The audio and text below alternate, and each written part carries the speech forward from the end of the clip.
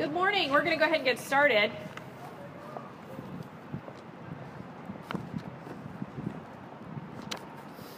All right. Well, first of all, I want to thank all of you for coming out today. Thank you for taking time away from your jobs, from your responsibilities to be here on this chilly morning. I got to tell you, you're like a bright, sunny spot. I don't care if the sun's shining or not. You absolutely are. And we thank you so much for being here. I also want to thank Planned Parenthood. There are 330 million people in the United States, and 51% of those are women. And if you look at our legislatures across the country, there are only 21% elected females in our legislatures. So those states that we see this legislation that essentially legislates against a woman's free will, and it's dominated by men, that is so disappointing. So Planned Parenthood, we thank you for all that you do for women and families to provide and prevent and educate. So we're standing here today to speak out against House Bill 248, which is a pre-viability abortion ban. It's a bill drafted and introduced by a couple of colleagues of mine who want to see abortion made illegal when a fetal heartbeat is detectable in a woman's womb. For most women, that would be around 6 weeks of pregnancy, oftentimes long before a woman knows that she's pregnant. This bill is a bad law and a bad policy. It's a bad law because it takes away the rights of a pregnant woman to make the best decision for her health and her family. And you'll hear today from a woman who knows exactly what it means to be able to make that decision for herself. It's a bad law because it interferes with a doctor's ability to provide the best possible medical care for her patient. And you'll hear today from a doctor who uses her years of medical education, training, and practice to give her patients the best possible medical outcomes. It's also a bad law because there is no exception for rape or incest in this bill. A woman suffering severe emotional trauma after a sexual assault should not be forced to carry a fetus of her attacker and experience even more emotional pain if she chooses not to. It's a bad law because there's no exception for the health of the women in this bill. What happens when pregnancy complications threaten the health and life of a pregnant woman? Must she suffer illness or worse, death, because of a law?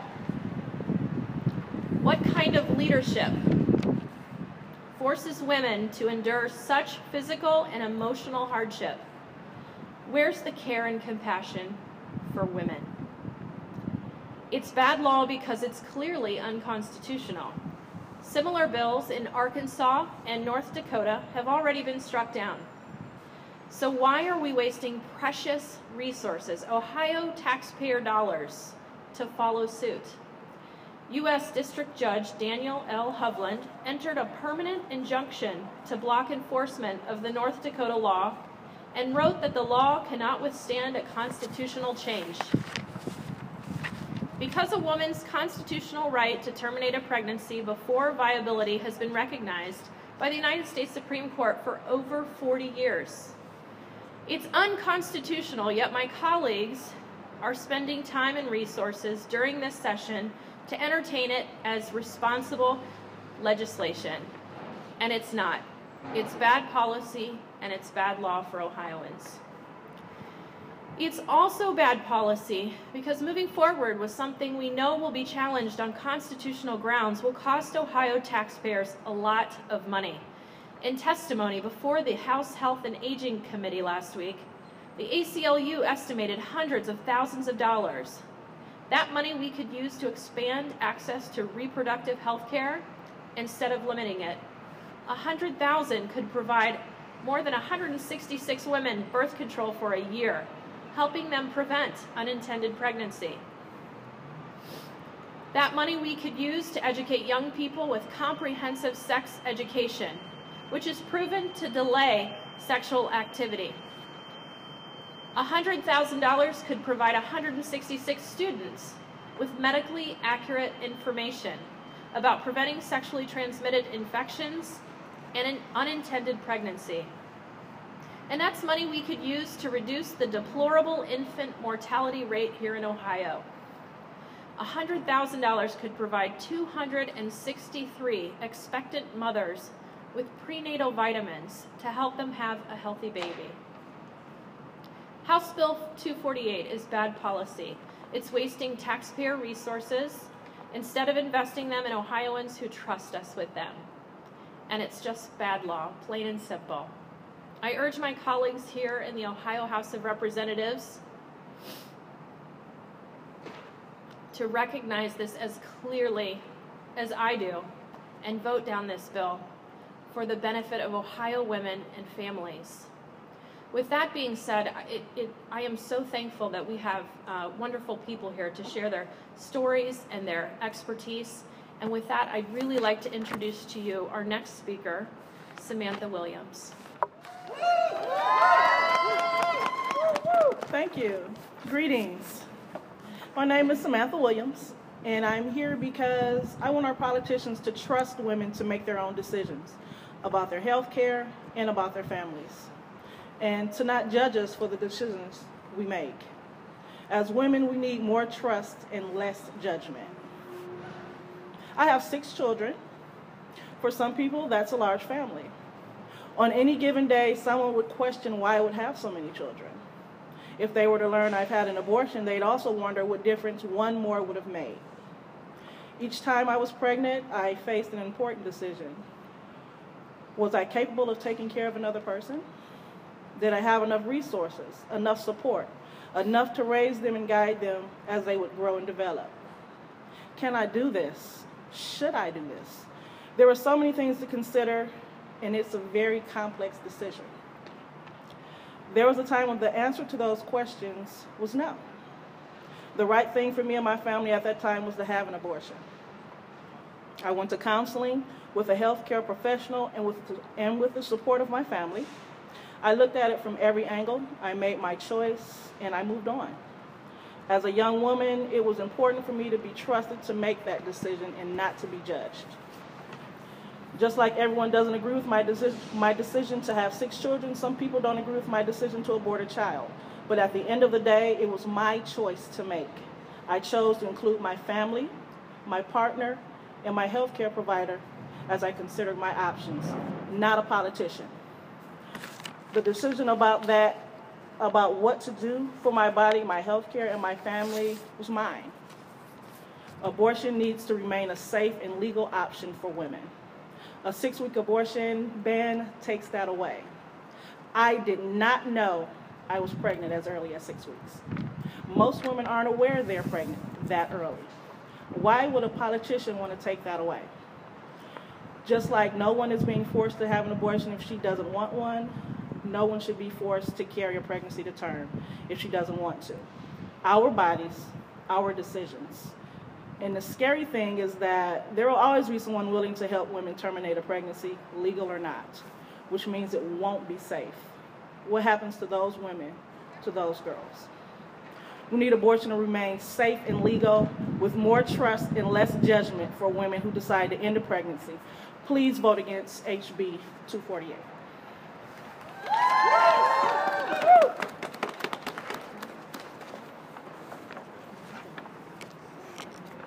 Hi, my name is Dr. Elise Berlin. I'm a pediatrician and an assistant professor of pediatrics, and I have been a physician for 14 years, and it's my privilege and joy to take care of young people and children in Central Ohio. I stand before you today on behalf of the physicians in our community and our state who are concerned about the limitations of House Bill 248 that would specifically place on medical professionals. It is bad medicine.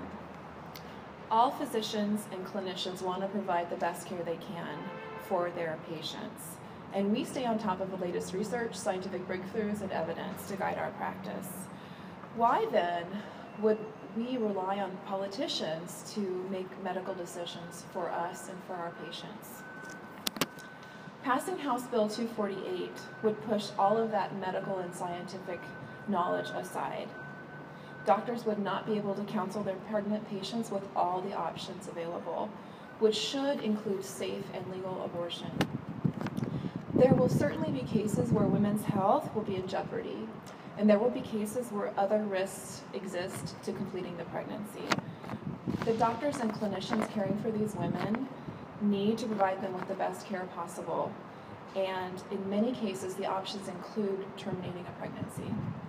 And the physicians and clinicians need to be able to counsel their women about this option. But this bill does not make room for that, and that is not good medicine. Politicians need to trust the doctors and clinicians to provide the best medical care for their patients. And they need to trust women to make the best decisions they can about their bodies and their families. The vote on House Bill 248 should be a resounding no.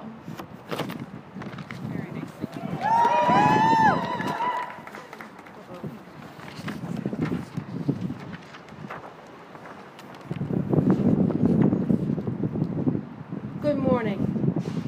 My name is Delmarche Sledge, and I am an ordained minister serving congregations in the United Church of Christ. I'm here today because I'm frustrated that we continue to waste time, energy, and resources fighting to preserve rights that were constitutionally established more than 40 years ago. But as long as there is a fight, we will stand firm, because that's what's best for women and what's best for Ohio. That's right. Laws that limit or prohibit abortion are neither just nor enforceable, but they do have the distinct effect of discriminating against the poor. Laws that restrict abortion cause rigidity and narrowness of interpretation that can never speak to every possible circumstance a woman faces. Abortion simply must be medically safe and legally available to all women. That's what's best for women and best for Ohio. When we hear about this so-called heartbeat bill, we hear a lot about morality, faith, and religion. But the legislators sponsoring and supporting this bill are pressing their personal faith perspective over others, and that's wrong. They're connected to virulently anti-abortion organizations that seek to force all people to live by their ideology. That's wrong too. Abortion is a matter of faith, conscience, and justice. There are as many different points of view and beliefs as there are denominations, clergy, and faith leaders. Yet, there is broad consensus that a woman's right to make decisions about her own reproductive life is God-given. The decision to terminate a pregnancy is intensely personal and belongs to the pregnant woman, who may make her decision in consultation with her loved ones, her doctor, and her faith. The idea that because a person is religious, that person must be rabidly anti-abortion is radically false.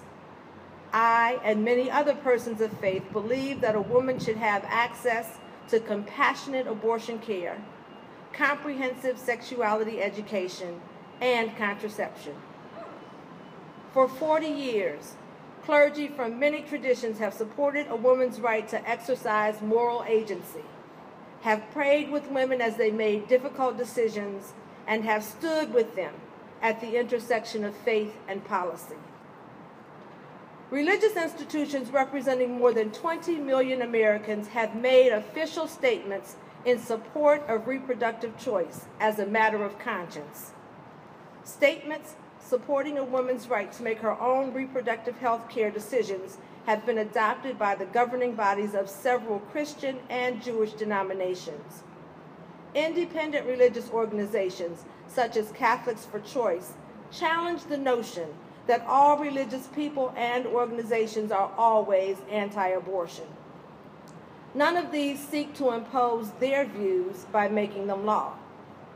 They all recognize that in a pluralistic society, politicians must not be permitted to impose their own views onto others or to make them law. Every woman's right to follow the dictates of her conscience and her faith's religious teachings must be protected. The question of when life begins is a matter of science to some and of theology to others. Religious groups must be permitted to establish and follow their own teachings. Every woman must have the freedom to follow her personal religious and moral convictions concerning the completion or termination of a pregnancy. So I stand here today to urge our legislators to do what's right and allow women to retain the freedom to make their own decisions about their reproductive health. Vote against House Bill 248. It's what's best for women and what's best for Ohio.